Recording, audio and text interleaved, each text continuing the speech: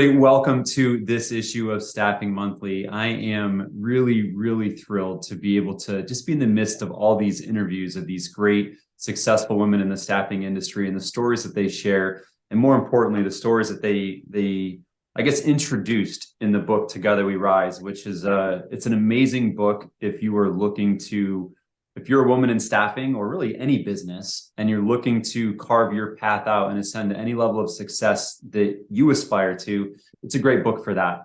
If you are a manager or a leader of an organization and you're looking to help, support and develop women to the organization, it is a great book for that. And what I found is if you are a girl dad, and you are looking for ways to inspire confidence and let their mindset open to the possibilities that they can achieve in this world, it is a great book for that. But I'm really excited for the guest that we have actually here today. And this is somebody that has a fantastic journey and actually has overcome something that I think is one of the biggest obstacles that most people face to ascend to the highest role of founding your own company, ClearEdge Marketing, which is a global marketing firm for the staffing industry. And Leslie Vickery, I am grateful to have you here with me today and talk about your story. Oh, thank you, Dan. It's a pleasure to be here. And thank you for representing. My dad is a girl dad. He has 4 daughters, so I can appreciate where you're coming from and have a lot of really wonderful stories, even about how he tried to instill as much confidence in us too. So I love it, and props to him, because that's actually twice as many daughters as I have. So wow. So that's fun. I would love to have a conversation with him, because I will tell you, as just not even on the staffing side, but on the parent side, the balance I'm always trying to have in my life is how do you establish a little bit of authority so that they will listen to you and accept kind of direction and guidance from you without breaking them of that fierce will that they have when they are like 8 and 6, because that's going to serve them really well when they're 28 and 26. right. So it's like, if your dad has figured out that, I would love to learn from him there, because that's the balance I always struggle with. Well, I'll give you one quick story. He leads in love, and he is one of the most loving and caring men. And he plays this interesting role. There was one time when my sister and I were fighting in the car, just not getting along. He literally pulled the car over on the highway, made us hug each other and tell each other we loved each other before getting back in the car. He just, so he was giving a point, like, you really should not be fighting. You're sisters and you love each other. Now, did we love him doing that? Probably not. But later in life, we just realized, like, he just always led with love.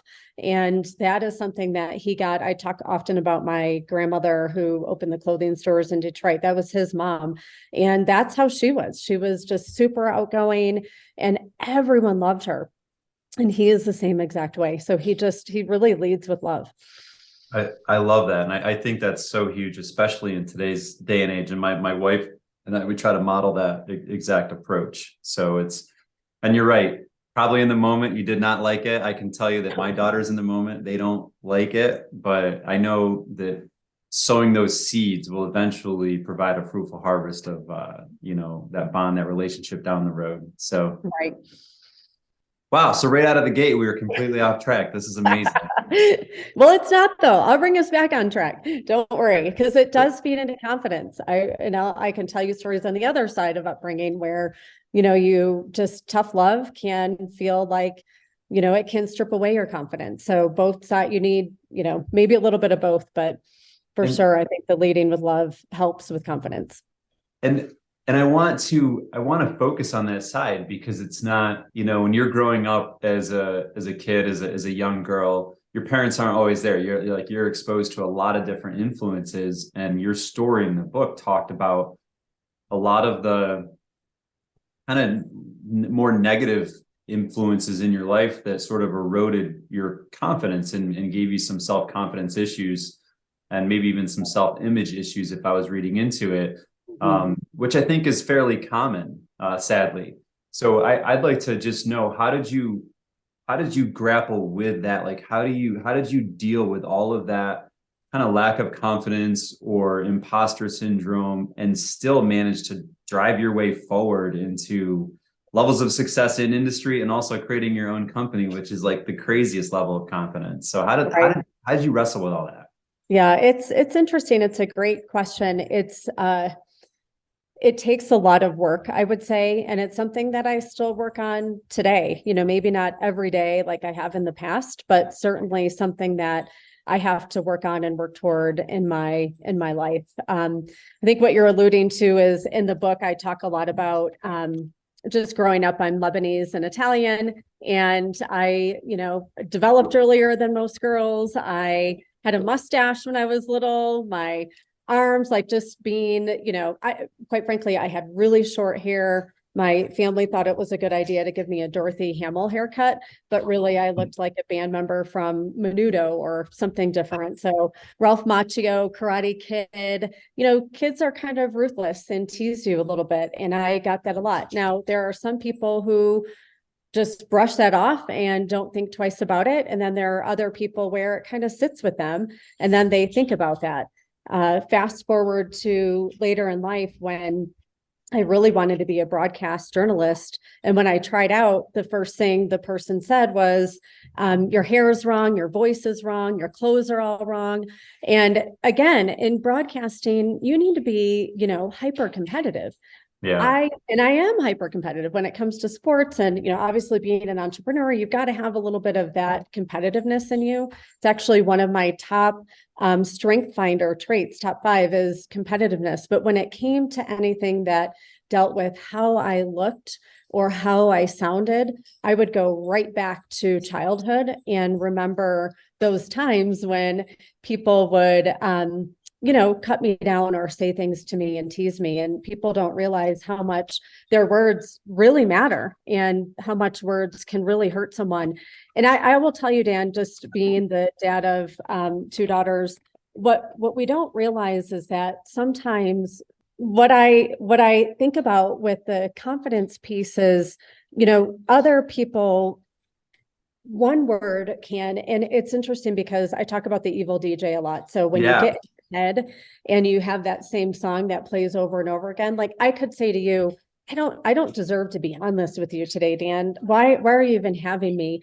People run those things to their head. A lot of women with speaking opportunities, I'm telling you firsthand, I have to beg women to do panels, any kind of speaking opportunity, because they just don't believe that they should do it. They lack the confidence to do it. And unfortunately, a lot of times, and I think of that evil DJ, I try to encourage people to think about, where did that stem from? And it's a little psychology, because sometimes it could be something really simple that was said to you when you were younger, and it just stuck with you your entire life. So not to stress you out that if you say one thing to your daughters that they will not, have confidence, but it is a little stressful because those one words can strip your confidence. But I'm telling you, as a parent, it's the best gift you can give your children, is the gift of confidence. One of the things that really opened my eyes to the whole concept of, the world through the eyes of a girl was my wife was talking to my oldest daughter. I have 3 kids. I have a son and 2 daughters, but my middle child, who's now 8, when she was probably 5 or 6, and she asked her, said, "You want to be a captain?" And I was just walking in the house. I was just kind of hearing this in earshot. And my daughter said, can girls be captains? And I was just like, how does a 4 or 5-year-old or 6-year-old like even come up with a concept that like captains are gender specific? Like that's just it's fascinating to me. I'm like, what influences do we have? So it can be a word, it can be anything. You never know. It can just be imagery in cartoons or wherever. Like you never know where it's going to come from. Yeah. So that was where I was on this journey to realize, like, hey, there's that DJ that's playing in people's minds, and I believe that words also have a positive impact, that you can also reinforce the good. Oh my God, that was a really important point that you said too, Dan, because I have a son who is 6 years old, and he came home recently and said, Mommy, I really love unicorns, but I can't love unicorns because girls are only supposed to love unicorns, and the girls in my class love them. And I, again, like you thought, we read as many books as we can. Like, every, color, whatever you want to wear, trying to just show you can just be yourself, Yeah. and have to convince him too at a young age. So to your point, it starts in the home, and it really does. When we think about how many generations it'll take to reach equality, it's because we have so many biases that stem generations deep in our Yeah. lives. And if you think about it, like, we're not in those situations for your daughter or my son to hear these things at school, but they're hearing them and they're going to experience them. And I do believe then it's what we can teach them in the home and what we can give them in the home to encourage that. So yeah, so we've definitely realized that like the importance of words and sometimes how you label things, like your son had mentioned, societally people might say, oh, unicorns are for girls or pink is for girls and blue is for boys. And again, generations ago, that's kind of how it was, right? It Yeah. was, oh, if you're having a boy, it's blue. If you're having a girl, it's pink. If you don't know, it's yellow or green, right? And Right. but my wife and I have been always very conscious of that, saying like, there's no such thing as girl colors or boy colors. There's just colors, right? And but we really try to take the label off a lot of that stuff. Like we don't, and this is one maybe a little more polarizing, but like bad words, like there are no good words or bad words. There's just words. Now you could have good intentions or bad intentions, and that makes a word, good or bad. So it's really about how you decide to use a word. And that Right. one gets a little bit controversial, but I want them to realize like, I don't want them to put things into boxes in life. And Right. the last point on this was that opened my eyes years ago. And I read this study about how if a teacher was in the front of the room and was like, hey guys, who knows the answer to this question? A lot of times girls won't raise their hand. And initially people would say, oh, girls are maybe introverted or they're not as confident.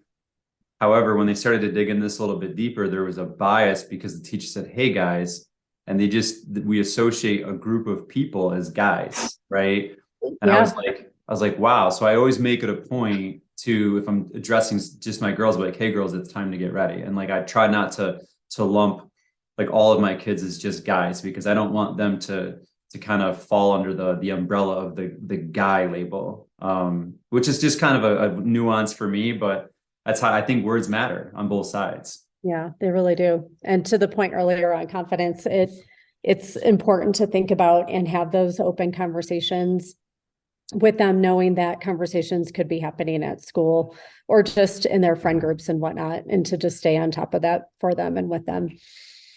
I love that. So back into the business world and your journey. So you struggle with this. You had this kind of self-confidence that you were wrestling with.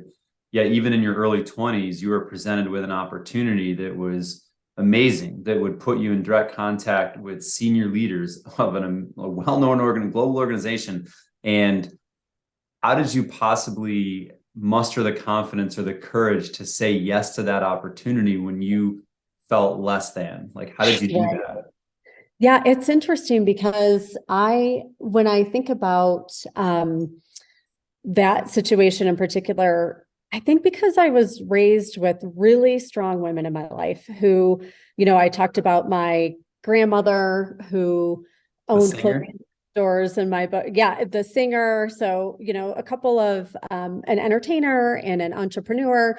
The interesting thing for me was, and then my mom who put herself back through school, she was a single mom starting when I was, under one.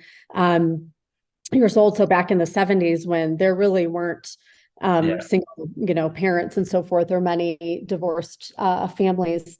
So the interesting thing for me was, I think, being surrounded by such strength on the executive side, I wasn't intimidated being around C-suite executives. So much so, one of my first mentoring moments, I was in with the global CEO of McDonald's Corporation, and it was myself and my boss. And I didn't bring a pad of paper or pen into the meeting. And we didn't have laptops and everything at the time. And I remember her like, I was in my early 20s. She slid it over to me. And, afterwards she said, you know, don't ever go into a meeting again without, you need to take notes. Like, this is your role in your job. Like that I just wasn't intimidated by that. Now what happened when we went to the event, it was a Hall of Fame event that I was helping plan on behalf of the company, on behalf of McDonald's. And when we went in, and I think Jack Daly, who you're referencing, said, Leslie, that's going to be you up on stage, one day. And I said, in my mind, I was thinking, he must be crazy. Like, what is he thinking? There's no way that that's going to be me up on stage. And that was the time that the evil DJ kind of jumped into my head and said, I said, thank you. And I was very polite, but in my head, I was thinking, no way, that's not going to be me. So for some reason I could interact with and be fine with the C-suite. But when it came to like me being put up on a pedestal or me being something, I automatically went to, I'm not good enough for that. Interestingly, in my career, even in internal communications and marketing, I always focused on the executives. I was trying to make them look great. Even when I wanted to be a journalist, it was to tell other people's stories, not my own story. And so somehow in my head, it was always not good enough, not smart enough, not pretty enough, not all of these things, because that was kind of ingrained in me. And it took me a while to work on, when you're a CEO of a company, you're kind of in the spotlight, you're forced into it. And, I ended up being okay with that. But most of my life and career, it was shining the spotlight on other people, not myself. So that was really, for me, where the intimidation factor came in, was being the CEO, putting myself, and I say this to my friends who are CEOs who will say, well, I'm not. I'm like, your title is CEO. You are the CEO. At the same time, I had to tell myself that, no, you are the CEO. When you walk in that room, you have important things to say. People will listen to you, based on your experience, or if you're up on stage or whatever that may be, you're constantly working on that. But I think that's really where my inner monologue goes more to versus other situations like that. So there's like three questions I want to ask. Let me try to do it chronologically then. So actually, let me take a step back. So you said that, Jack was like, hey, that's going to be you on stage. And you're like, oh, thank you. That's very kind. But in your mind, you're like, there's no way. Like, I'm not capable of that. So I'm willing to bet that exact mental dialogue plays out in mentoring sessions all throughout this industry, where doesn't matter if it's a female leader, a male leader that's mentoring or coaching or performance reviewing, a woman in the organization, and they might say, hey, you're going to be an amazing manager someday, or you've got the ability to be this great leader, or you've got the ability, and they might sit there and go, yeah, thank you, that's very kind of you. But in their head, they're playing that. The evil DJ is playing those tracks of, no, you're not good enough. How does the leader in that moment acknowledge maybe that there's an evil DJ going on behind the scenes, and maybe address it to, I don't know, how does a manager manage that situation to maybe break the track of the evil DJ right there? I think in meetings, sometimes when you're sitting there, you can, let's say, for example, that person, if I were managing or mentoring them, I would notice behaviors that they had in meetings that I would need to pay attention to. So for example, if they weren't speaking up in meetings, or if I knew they had a strong opinion on something but weren't sharing it, I could use those see it, say it moments we talk about to say something in those moments. So it's kind of like, even when we were talking about our kids, or, anything, when something happens in that moment, it's always a good idea to use that moment to say something. So that's typically how I manage it. Now, in a mentoring situation, oftentimes, because people know my story, or I will say,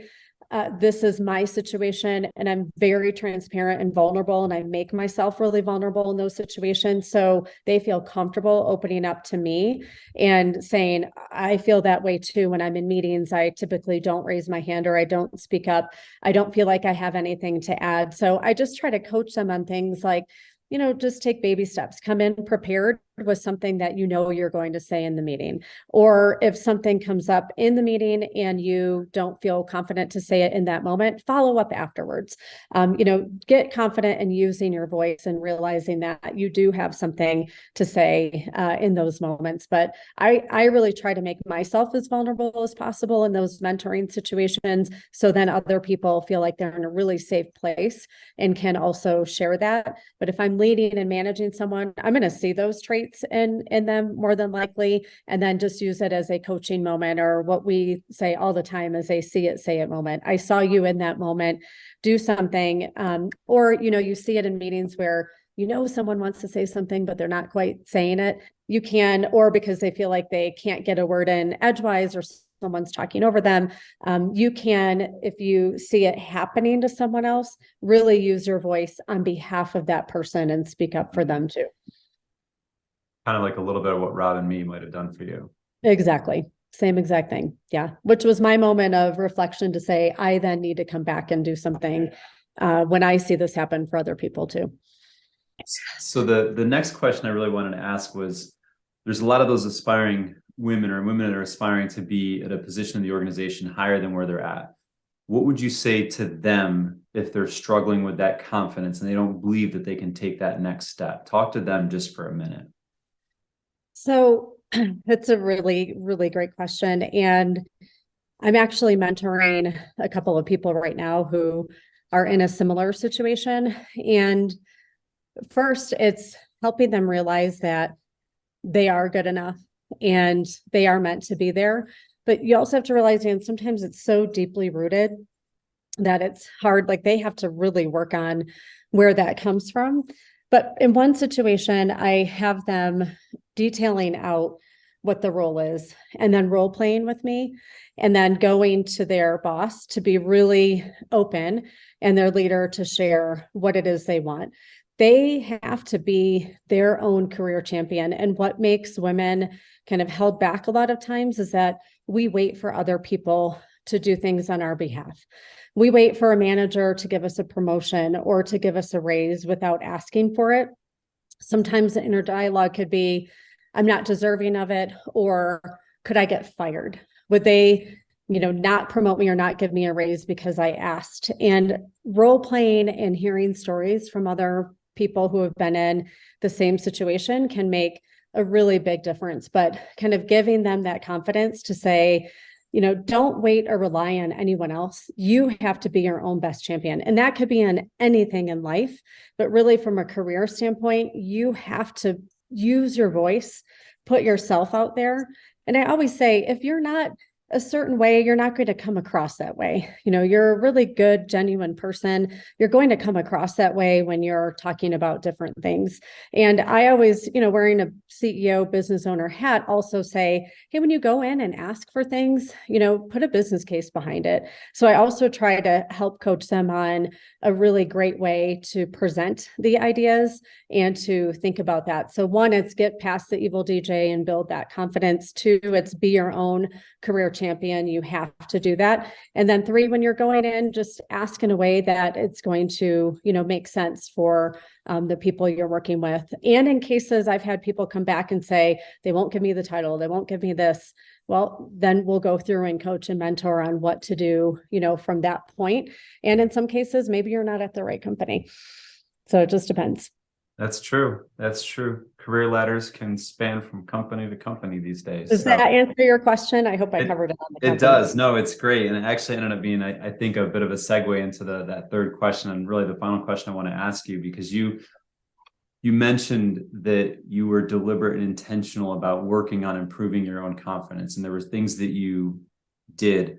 And then you also said that it's still an ongoing journey, that you're still even today working on it, just not as often, which means that it's working, right? So could you just talk about specifically like a little bit of what do you do? Like, how do you intentionally and deliberately work on your own self-confidence? Sure. Well, I'll give you a couple of examples. One, on behalf of one of our clients, we were doing an engagement where I was to go in and lead this executive workshop. So I was moderating something on behalf of the client. And I was going overseas to do this. And when I started looking at the list of attendees, I was like, oh my gosh, there are no women who are going to be in the room, which isn't totally uncommon.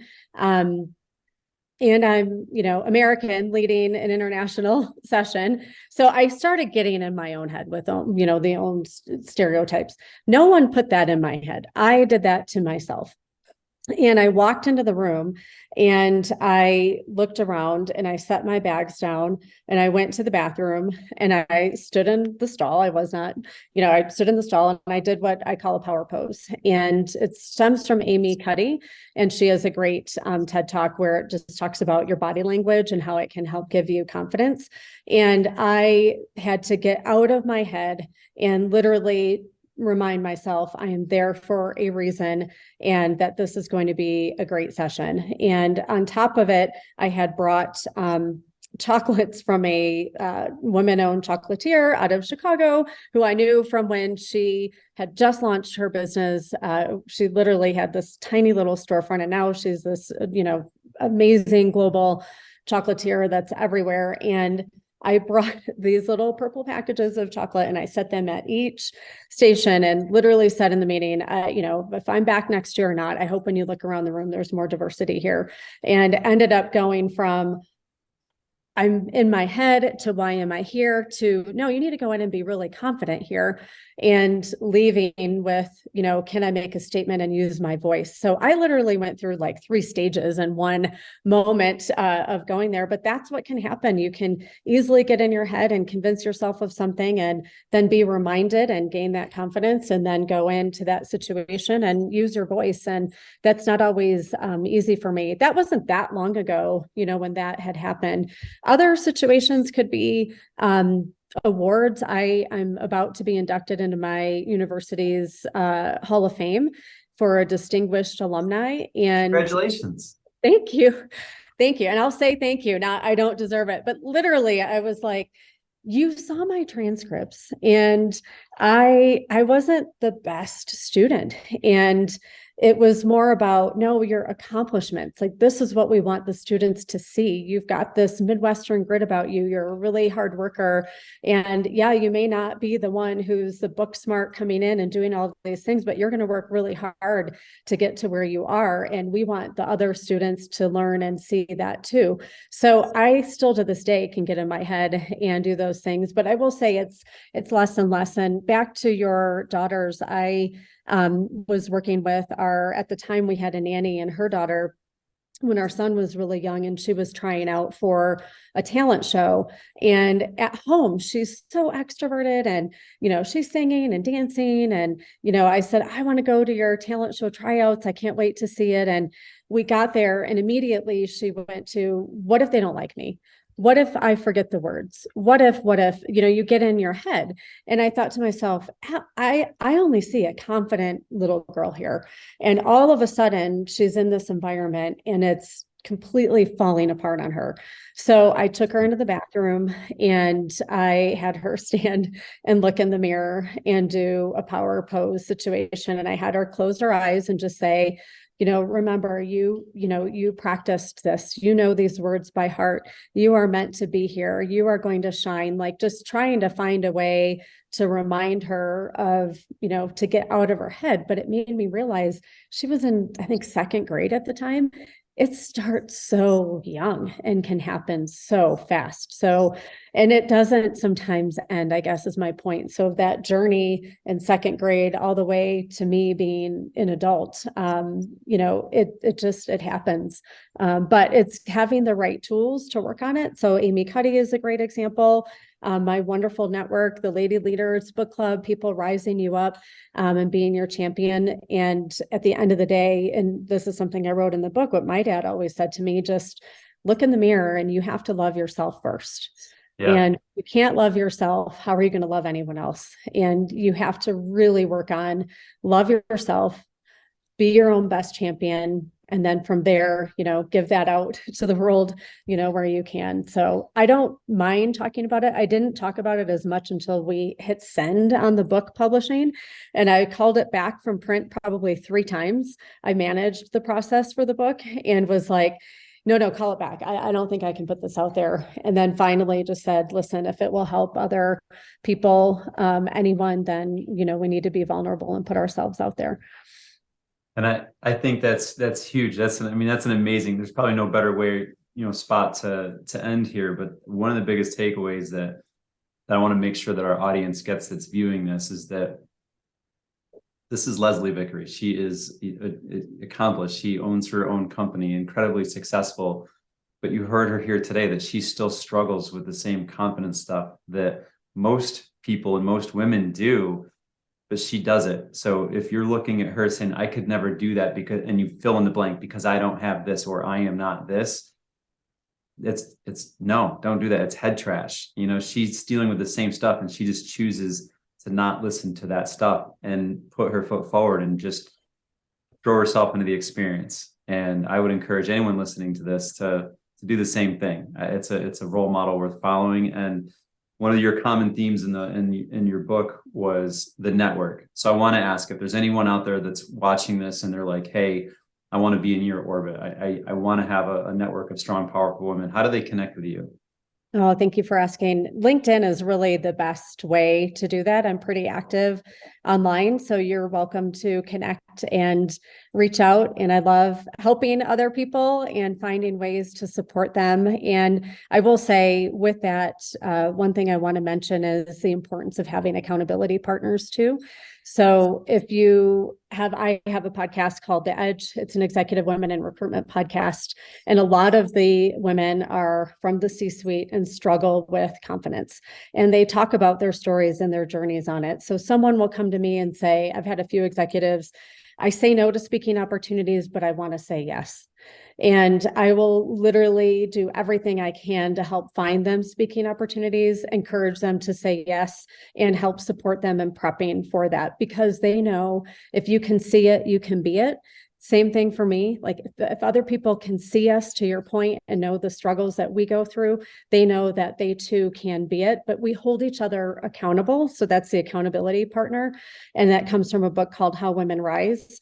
And the theory that if I say it out loud and I put it out in the universe and someone hears that, I need to be held accountable for that. And that's a lot of what we work on together. Do you have that book too? It's incredible. There you go. For your daughters, that is incredible for you to have and to watch, because those traits, I'm telling you, all of us have something of the 12 traits that are in that book that we need to, any person probably does, but that is a key. When I read that book, I can then, when I'm mentoring or working and leading different teams, I can spot different things coming out of that. And it's almost to a T exactly what women go through in their struggles, but having that accountability partner. So if you reach out to me and you have something you're struggling with, I'll often suggest, if it's not me, someone else, have someone who will help hold you accountable. If it's working out, eating better, speaking opportunities, rising up in your career, whatever that may be, just have that support group, that network that you mentioned. It's really critical. I love that. Well, thank you for that. I will get your LinkedIn profile linked right on page here, and I'll also get a link to that podcast so they can check that out. So Leslie, thank you so much for sharing your journey, your story, and just helping uplift women in this industry, and have an amazing rest of your day. Oh, thanks, Dan. Thanks for hosting all of us too. We truly appreciate it. Oh, my pleasure. Listen.